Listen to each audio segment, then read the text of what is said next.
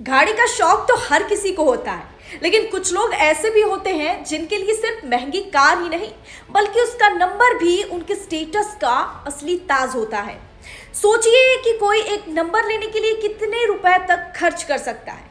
1 लाख, 2 लाख, 3 लाख, चलो मान लिया 10 लाख तक।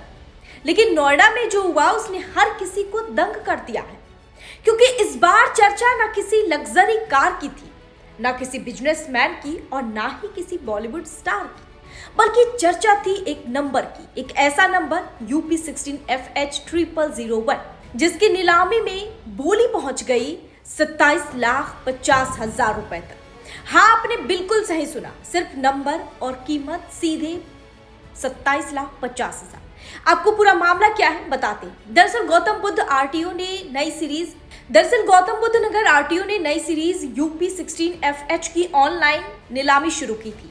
शुरुआत सामान्य थी, कुछ गाड़ियों के लिए बोली लग रही थी, लेकिन जैसे ही नंबर 0001 ओपन हुआ, माहौल अचानक से बदल गया। एकदम चुप्पी, फिर पहली बोली, फिर दूसरी और फिर बोली पर बोली, जैसे कोई अदृश्य जंग छिड़ गई हो। अधिकारियों ने बताया कि शुरुआत में कई लोग इस नंबर को पाने के लिए मैदान में कूद पड़े, लेकिन हर अगले मिनट के साथ बोली बढ़ती गई और कमरे का तापमान धीरे धीरे तनाव में बढ़ता गया। 15 लाख, 18 लाख, 20 लाख और फिर जैसे किसी ने सबको हिला दिया हो, सबको चौंका दिया हो, सीधा 25 लाख। नीलामी एक रोमांचक मोड़ पर आ चुकी थी। हर क्लिक, हर बोली एक नई धड़कन बढ़ा रही थी और सबकी धड़कनें बढ़ गई थी। अंत में एक नाम स्क्रीन पर चमका, MS एवेरॉन प्राइवेट लिमिटेड। इनकी आखिरी बोली थी 27,50,000। आरटीओ कर्मचारियों के मुताबिक 0001 नंबर हमेशा से ही एक प्रतिष्ठा का प्रतीक माना जाता है।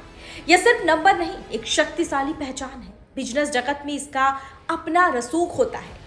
नोएडा, गुरुग्राम, मुंबई और दिल्ली जैसे शहरों में यह नंबर एक ब्रांड स्टेटमेंट बन चुका है और शायद इसी कारण इस बार की नीलामी सिर्फ नंबर की नहीं थी, यह एक प्रतिष्ठा की लड़ाई थी, जहां कई दावेदार पीछे छूट गए और एक कंपनी विजेता बनकर उभरी।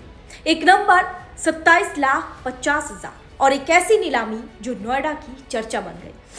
अभी कहानी यही खत्म नहीं हुआ है, क्योंकि अब सबकी निगाहें केवल एक ही चीज पर टिकी हुई है कि इस नंबर वाली गाड़ी को सड़क पर कब देखा जाएगा। क्या आप भी देखना चाहते हैं?